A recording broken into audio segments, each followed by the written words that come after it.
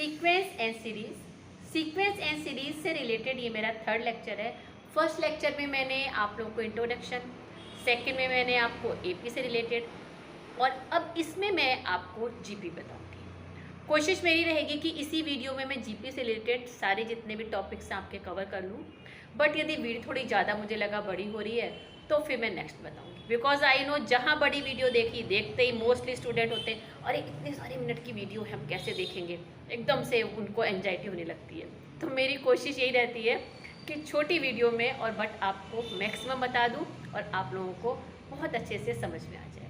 फिर भी कोई प्रॉब्लम होती है तो आप लोग मुझे मेल कर दिया करिए। मेरा फेसबुक पेज है, मेरे चैनल के उससे ही है, मेरी इंस्टा आईडी है और मेरी मेल आईडी है rajulsunitadutt@gmail.com।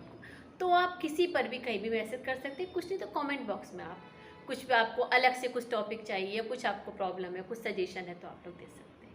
ठीक है, ओके देन। देखिए अब जीपी क्या है। देखिए जीपी देखिए एपी में आप लोगों ने ये करा था कि एपी हम सेम नंबर उसमें ऐड करते रहते हैं और नेक्स्ट टर्म आती रहती है, या उसमें से हम माइनस करते हैं। मतलब कि दो जो कंसेक्यूटिव टर्म है उनका जो डिफरेंस होता है वो सबका सेम होता है। यहाँ पर क्या होता है, कॉमन रेशियो। मतलब देखिए यहाँ देखिए मैंने लिखा हुआ है, तो देखिए सेकंड टर्म क्या है, 3 से मल्टीप्लाई करके आ रही है। इसके नेक्स्ट वाली जो टर्म आ रही है 3 से मल्टीप्लाई करके आई, तो इट मीन्स ये क्या जीपी है। इनका यदि हम लोग रेशियो निकालें, देखिए सबका रेशियो क्या आया, 3 आया।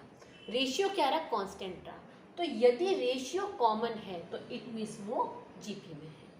तो देखिए ये हम इस तरह से लिखते हैं कि पहली टर्म यदि ए है तो सेकंड टर्म क्या हो जाएगी, ए आर, जो उसका कॉमन रेशियो से मल्टीप्लाई करा।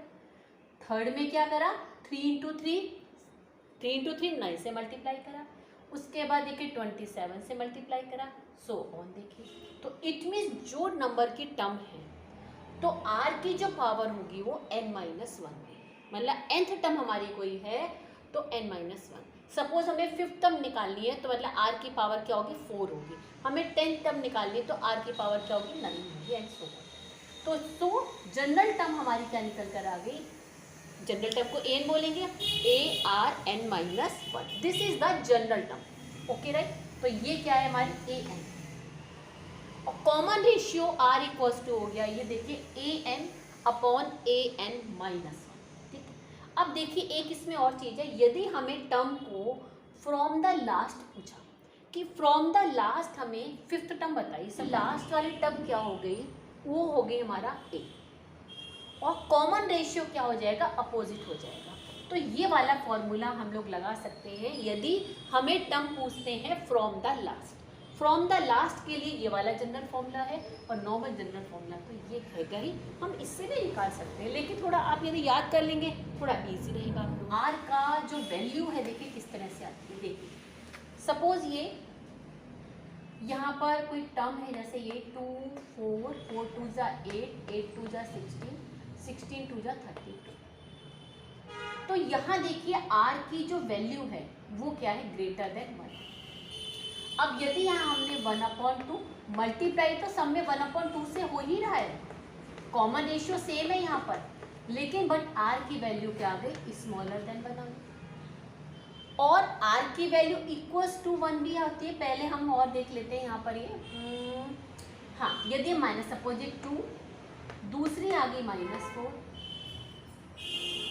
देखिए अब इसका मतलब ये हुआ कि ये तो जनरल टर्म होगी, और यदि हमें कोई टर्म निकालनी है फ्रॉम द लास्ट तो उसके लिए हम लोग ये वाले फॉर्मूले का यूज़ कर सकते हैं। अब देखिए जो मैंने बताया था जीपी जो है, देखिए जीपी में आर की वैल्यू ग्रेटर देन 1 भी हो सकती है, स्मॉलर देन 1 भी हो सकती है, इक्वल्स टू 1 भी हो सकती है, -1 भी हो सकती है, और -1 में 2 कंडीशन है।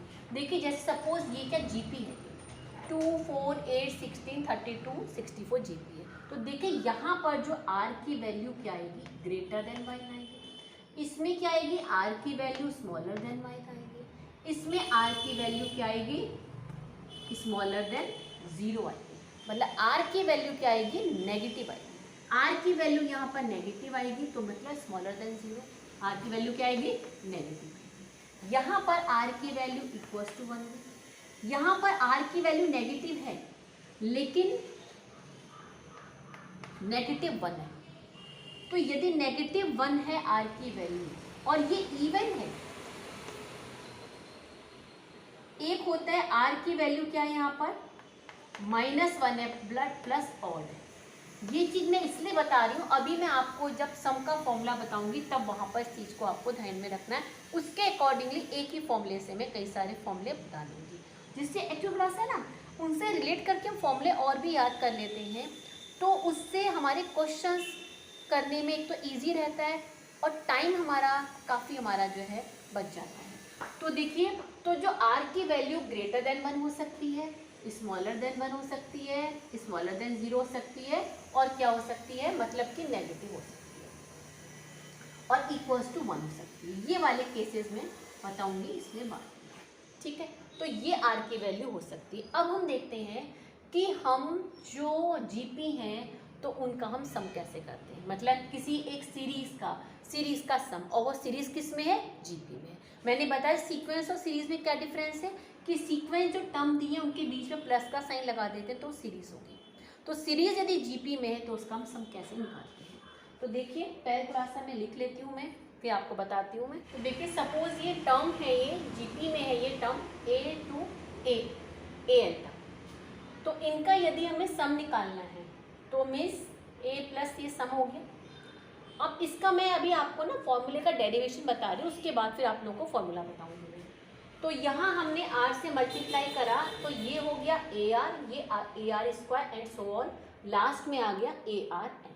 अब इन दोनों को हम इक्वेशन को माइनस करेंगे तो Sn minus Sn equals to A minus AR raise to the power n। बाकी सब क्रॉस हो जाएंगे, जिनको माइनस करेंगे दोनों इक्वेशन 1 और 2 को। सो Sn को हम लोग कॉमन ले लेते हैं, 1 minus R equal to A common लिया, 1 minus are raise to the power n। तो Sn इक्वल्स टू आ गया यहाँ पर 1 minus are raise to the power n upon 1 minus. ये हमारा फॉर्मूला बन गया किसका, सम ऑफ nth टर्म का। तो r की वैल्यू यदि स्मॉलर देन 1 होगी तो उसके लिए अलग फॉर्मूला आएगा। इसी में एक फॉर्मूले में और बना देती हूँ, कुछ फॉर्मूले थोड़ा इजी रहते हैं फॉर्मूले, एक ही फॉर्मूले को थोड़ा मैं रिलेट करके फॉर्मूले और कंडीशन के अकॉर्डिंगली बना देती हूँ, तो उससे थोड़ा एग्जाम में ना ईजी रहता है कि थोड़ा हमारा हम लोगों के लिए टाइमिंग थोड़ा सा काफ़ी हम लोगों का बच जाता है। कोशिश एग्जाम हमेशा रहती है जितना टाइम हम लोग बचा सकते हैं बचाएं, कम से कम टाइम में क्वेश्चन पेपर हो। तो यदि ग्रेटर देन 1 होगा तो देखिए -1 ले लीजिए, तो Sn का फॉर्मूला हो जाएगा यहाँ पर ARn minus 1 R raise to the power n upon 1 minus, यदि ग्रेटर देन 1 है। और कंडीशन है यहाँ पर, और ले लेती हूँ यहाँ पर मैं कि यहाँ पर सब में क्या है, r is not equal to 1। अब देखिए r की वैल्यू यदि यहाँ पर इक्वल्स टू 1 है, मतलब कि टर्म कैसे होंगी, 3 प्लस 3 प्लस 3 सेम होंगी सारी की सारी, तभी तो इक्वल्स टू 1 आएगी। तो उस कंडीशन में Sn इक्वल्स टू हो गया n, नंबर ऑफ जितनी टर्म है।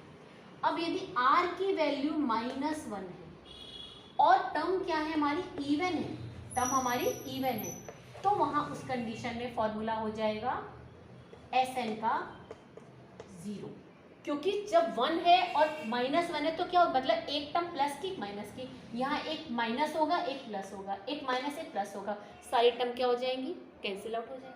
अब यदि r इक्वल्स टू -1 है बट क्या है वो ऑड है, तो Sn इक्वल्स टू a कि सारी टर्म तो कैंसिल आउट हो जाएंगी बट एक टर्म जो है पहली वाली टर्म बच जाएगी, बाकी सब टर्म क्या हो जाएंगी, कैंसिल आउट हो जाएंगी। तो r इक्वल्स टू a हो गया।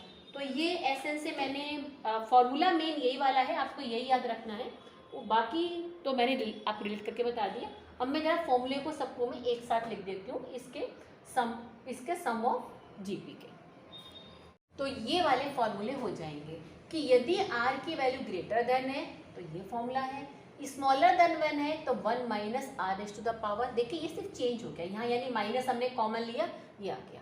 और r की वैल्यू 1 है तो जितनी नंबर ऑफ टर्म है उसको मल्टीप्लाई कर दीजिए फर्स्ट टर्म से।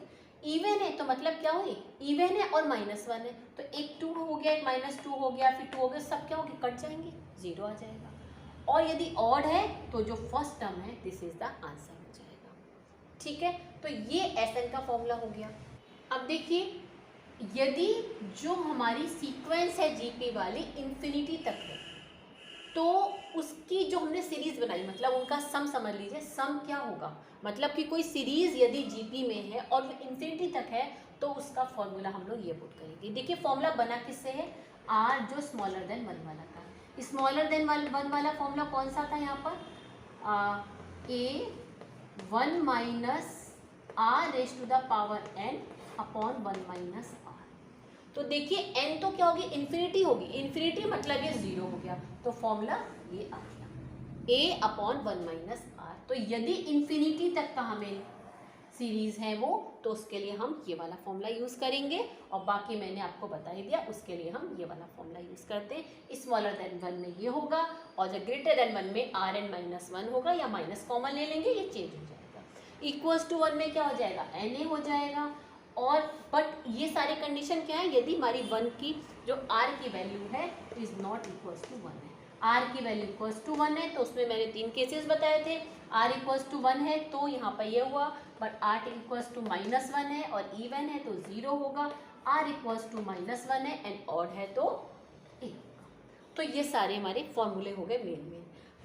अब मैं सारे फॉर्मूले पहले भी एक जगह लिख देती हूँ मैं, और फिर उनको थोड़ा डिस्क्राइब करके फिर मैं कुछ आपको क्वेश्चंस कराती हूँ, तब थोड़ा आपको और क्लियर होगा। तो एक तो जनरल टर्म का फॉर्मूला क्या था यहाँ पर, a r n minus 1। S n का फॉर्मूला हमने क्या बनाया था, a 1 minus are raise to the power n upon 1 minus r. R क्या हुआ इसमें, smaller than 1, r but equals to 1 में, तो ये वाला फॉर्मूला है। और r equals to greater than 1 है तो a r n minus 1 upon 1 minus are.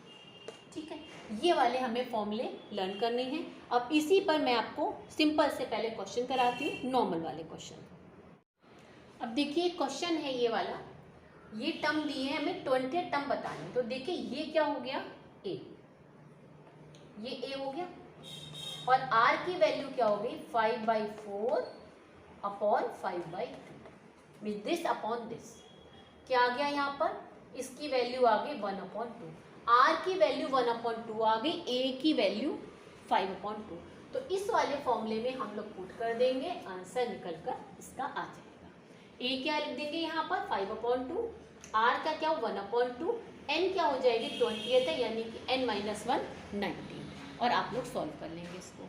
अब देखिए ये वाला क्वेश्चन है सेकंड वाला, यहाँ बतानी है फ्रॉम द लास्ट। यहाँ मैं फॉर्मूला मेरा लिखना रह गया, फ्रॉम द लास्ट के लिए मैंने फॉर्मूला क्या बनाया था, L 1/r n-1।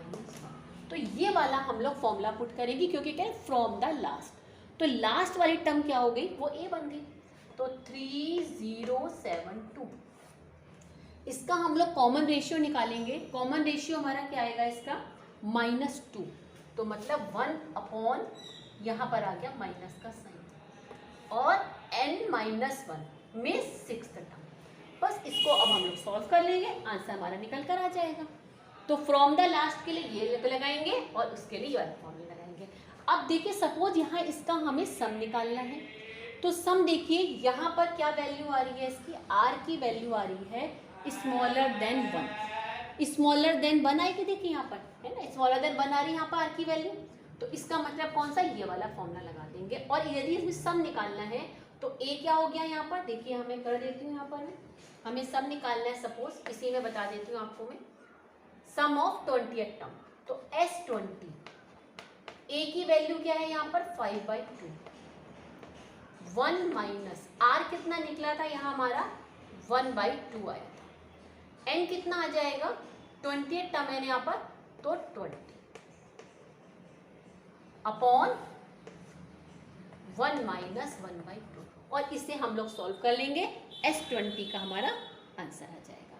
अब इस वाले क्वेश्चन में भी यदि हम करना चाहते हैं, हमें सपोज इस तरह से गिवन है, हम एक सम गिवन है, बताओ कितनी नंबर ऑफ टर्म है, तो मतलब ये फॉर्मूला है, कोई एक अननोन है वो हम निकालेंगे। तो एस एन क्या है यहाँ पर 3072। अब फॉर्मूला देखिए यहाँ पर r की वैल्यू क्या आ रही है, आर की वैल्यू माइनस में आ रही है, इट मीन्स क्या है, ये भी स्मॉलर देन 1 है। स्मॉलर देन 1 है मतलब कौन सा फॉर्मूला लगेगा, ये वाला ही फॉर्मूला लगेगा। और जो अननोन है आर को हम लोग निकाल लेंगे। ए कितना है यहाँ पर 3, 1 माइनस आर की वैल्यू कितनी आई थी यहाँ पर -1/2 आई थी। एन कितना है यहाँ पर, एन हमें निकालना है अपॉन 1 माइनस ये +1 का 1/2। एन को हम लोग, ये आप लोगों को निकालना आता ही है। थोड़ा वीडियो ज़्यादा बड़ा हो गया है तो मैं फिर नेक्स्ट वीडियो में आती हूँ मैं, और उसमें मैं ये आपका जीएम और कुछ रिलेशन एएम जीएम के वो बता के कुछ क्वेश्चंस, और फिर उसके बाद जो वीडियो होगा उसमें मैं कुछ क्वेश्चंस कराऊंगी सारे चैप्टर के मिक्स क्वेश्चन। ठीक है, फिर ओके देन, बाय बाय।